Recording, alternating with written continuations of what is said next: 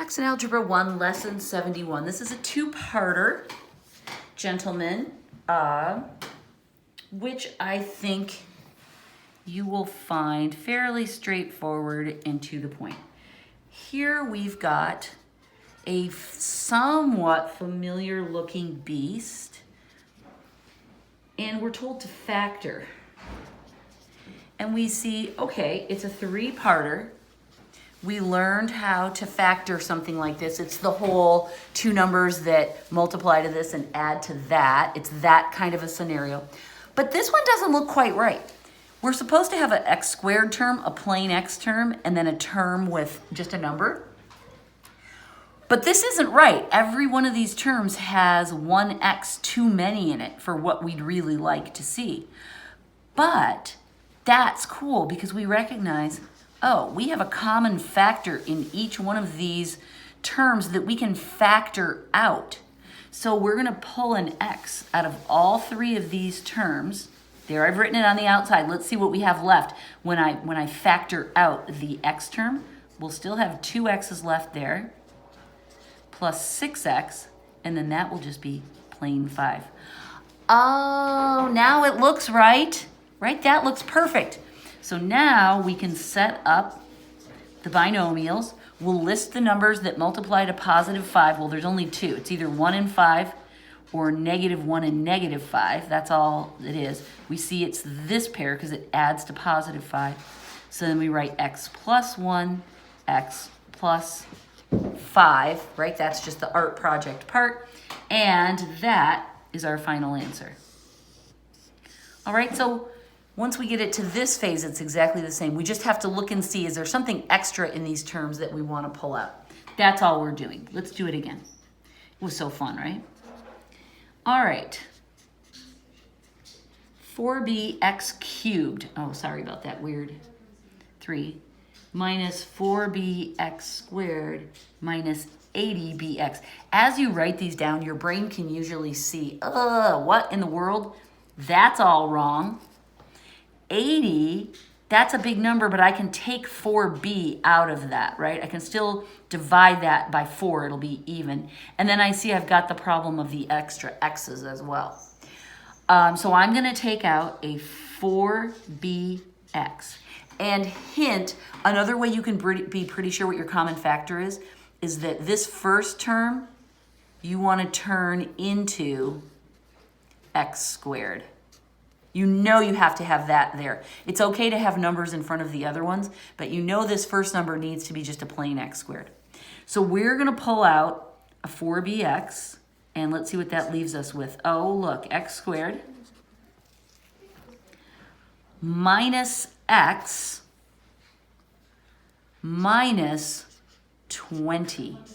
Aha! That looks like something we can deal with. So we're looking for numbers that multiply to minus 20 and add to minus 1, right? We can imagine there's a minus 1 there. It's not we don't need to write the 1, but when we're doing this exercise of multiplying and adding, it sometimes helps to write that minus 1 in there so you remember what you're doing. All right, let's start. 1 and negative 20. Negative 1 and 20. You probably already can see what the right pair of numbers can be, but I'm going to just pretend I don't know. 2 and negative 10, negative 2 and 10. 4 and negative 5, 5, negative 5, no, positive 5 and negative 4. I wrote the numbers out of order, so I got confused there. Are there any other pairs? No. So now we're looking for something that adds to a minus 1, and I can see, look, it's right there.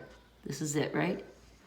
Negative 5 and positive 4 multiply to minus 20 and add to minus 1.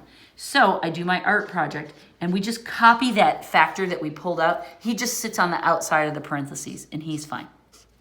So it will be x plus 4 and x minus 5. All right, as you guys are gaining confidence in this process, you don't always have to write the list down. If the right pair of numbers just jumps into your head, that's fine. You don't have to write the list down. But if you ever are stuck on one, I highly recommend just take a second and scratch down the list because it's much easier to see the right pair jump out at you. Okay, let's do another. Ready? Factor, this is the instruction on all of them. I'm not going to keep writing that. Minus x squared plus x plus 20. Again, we're looking for this first term to just be an x squared. So we can usually figure out what to factor by comparing the first term to x squared and seeing what's wrong. And in this case, it's a minus 1. So I'm going to pull a minus 1 out. That changes this into a positive. That changes this into a negative. And that changes this into a negative. Interesting, right? When you pull out the minus 1, it flips the signs. Now, I can see, oh, look, we have the very same scenario we have here. So I know that this pair is going to work for this problem as well. So I'm going to rewrite this much of it as x plus 4, x minus 5. And then instead of writing minus 1, we can just put the minus sign. Remember the 1 we can take in and put out as we like when we're using it as a coefficient. So I'm going to write it like this so it's better shorthand. That's the right answer. This was the right answer too. And there's one more of these before we finish this part A. Ready? Minus 3x cubed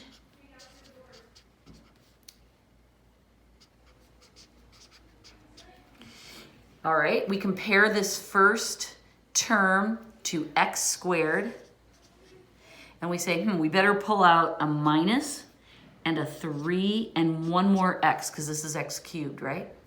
Now, let me tell you this. Sometimes when we're doing this, we get a little nervous going, okay, I know 3 goes into 6, but I'm not sure if 3 goes into 72 right off the top of my head. Here's the thing. John is very kind in these problems, and he will usually make it all come out beautifully.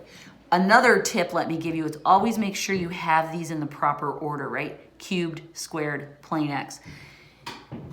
If you take them out of order, you can confuse yourself. So make sure they're always in order. He has not played that trick on us of messing these up yet, but he might in the homework. Okay, so I want to pull out a minus 3x because that's what I need to make that come out cute. Now what happens when I pull it out of here? It's going to turn it into a positive 2, and then there's going to be 1x left. Good, that's what I want. Now when I pull it out of here, it's going to change the sign to a minus. The x is going to come out, and the last step I have to do is figure out what is 72 divided by 3. 3 into 7 goes twice, that is 6. I subtract and bring down, I get a 12. Aha, it's 24. So that goes there. Okay, I feel good about that. But now, I have to figure out what's the pair of numbers that multiply to minus 24 and add to positive 2. Now here's the thing. There's a lot of numbers that multiply to 24. 1 times 24, 2 times 12, 3 times 8, 4 times 6. That's a lot. So what we can do is instead of writing these all down with all the minus signs, we can go through that list of numbers again in our head and look for ones that have a difference of 2. We know that one's going to have to be positive and one negative because it has to be a negative 24. But we're looking for numbers that have a difference of 2. So 1 and 24, that's not going to work. 2 and 12, that's not going to work. 4 and 6, aha, 4 and 6, we're on to something. I can also rule out, though, 3 and 8's not going to work. That's a difference of 5. So I'm pretty sure that it's going to be 4 and 6, but I have to get the signs right. I want the sum to be positive, so I'm going to make the 6 positive and the 4 negative. Hang on, my dog's barking and wants to go out. I'll be right back. You got it, Tessa? Thank you. Okay, I'm back. Dogs barking at the back door rank over trinomials with common factors. Sorry, that's just the way the world works. Okay, so here we decided our pair of numbers. We didn't write the whole list out. We went through it in our heads, and then we just wrote down to confirm. And you could also do this. You could do +4, -6, just to look at it and go, okay, that sums to -2. Right number, wrong sign. All right, so this is the pair we want. So this is the way my answer is going to look. 3x squared is chilling on the outside. Two binomials. Now we art project it. X minus 4, x plus 6. Double checking just to make sure that's right. Yay. Okay, so we're doing our same trinomial factoring blitz. We are just pulling out a common factor. Sometimes it's a letter, sometimes it's a number, sometimes it's a sign, sometimes it's a combination. But our goal is always to get that first term to be just a plain x squared. And if we do that, then all the other terms will fall into place. Okay, now we need a part B. Part B is an art project as well, so don't worry. It's a nice, straightforward lesson. We have been, it's part B, and it's called subscripted variables. It's gonna make you feel smart. Okay, we've been doing things like this. 5x plus 10y equals 125. Sorry, I don't need to say it out loud. Right, and we can put parentheses around that. That tells us this is a system of equations. Our goal is to find a value for x and a value for y that will make both equations come true. We can do that by either substitution or by elimination. All right, and we're getting good at all of that. Lots of practice. In the future, we're going to be using this style of problem to solve word problems. All right, we're not there yet, but we're getting close. And when we do that, we're going to want to change the x and y to be variables that match more closely to the words in our problem. That's the trick of getting word problems turned into equations, is to make the words fit into your problem. So instead of saying x and y, we'll use variables that match the words better. In some of the problems that we're going to be doing, we're going to be looking for the number of nickels and the number of dimes that a person has in their piggy bank or wherever they keep their nickels and dimes. And so instead of writing x and y, we're going to take the very same problem and present it like this. 5 times the number of nickels plus 10 times the number of dimes equals 125. And then number of nickels plus number of dimes equals 16. Do you see how these are the very same numbers, the very same equations? I just changed x into this. It's a big N and a little n. Well, that's not right. It's a large size uppercase N and a small size uppercase N. Okay, not an exponent, but down low. We call that a subscript, all right? And so this is a subscripted variable. And it doesn't affect the math at all. All it does is help us tell the story better, because our story is going to be about nickels and dimes. And when you get to the part where we add the words into these problems, you'll see, oh, okay, it does. It helps you figure out how to write the sentence as an equation. But what we're doing now is just practicing solving them like this, because what you'll see is there's no difference. There's no difference at all. So we're going to solve this system of equations. We're going to do it by elimination, and we're going to see that it doesn't make any difference at all. Now Grace wants back in, so I'm going to write that, and I'll be back in just a minute to explain what the heck that means. Well, you already know.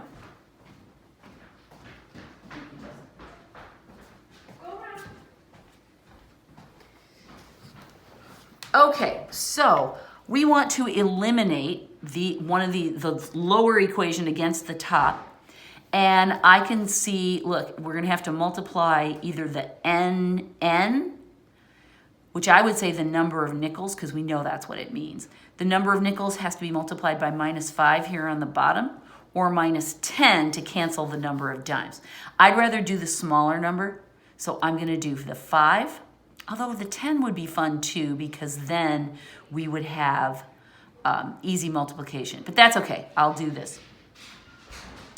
All right, so I'm gonna multiply this. I get minus 5 times the number of nickels. Oh, hi, Grace. She's back in from outside, and she's cold, and she needs a little petting because, you know, dogs get insecure when they're so far away from their masters for so long.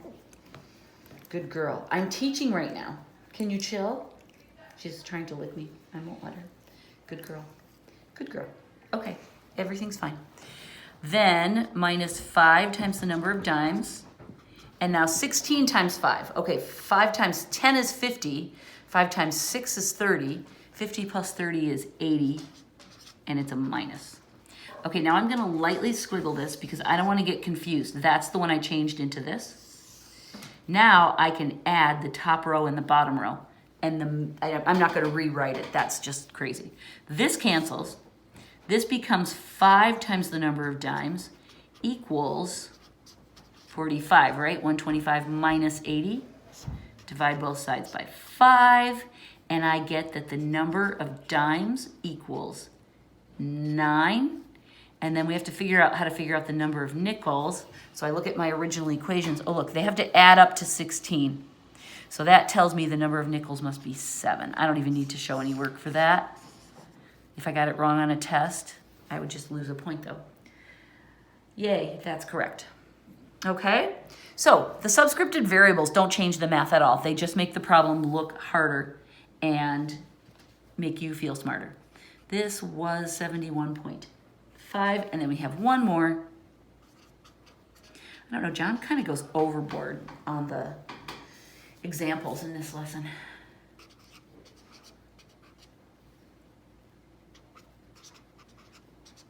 This one has number of nickels and NQ. What do you suppose that means? You're right. It's number of quarters.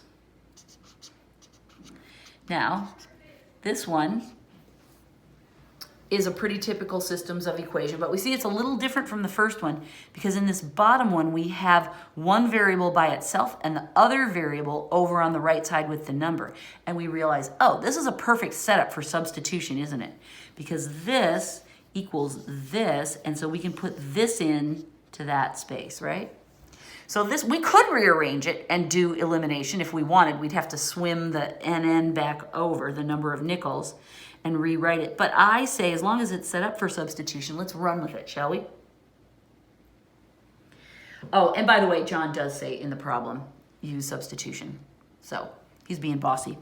All right, but we do it just the same as we're used to. We start writing that outer equation is how I think of it.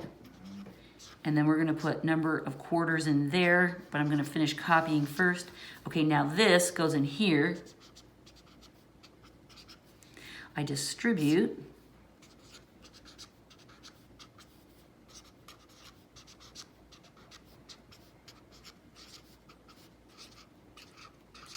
Make sense? Make sure when you're doing your work and your homework, you're doing the steps exactly like I do. Exactly, exactly. All right? Okay, so what are we gonna do? We're gonna add like terms and we're gonna subtract 50. I'm gonna do it in one step. And we get 30 times the number of nickels, that cancels, equals 240. All right, this is looking like it's gonna come out. That's divide by 30, and we get the number of nickels equals 8, right? 3 goes into 24 8 times, the zeros cancel. And now I can go back up here. The number of quarters equals the number of nickels plus 2. So the number of quarters must be 10. Checking my answers, 8 and 10, yay. That's the right answer.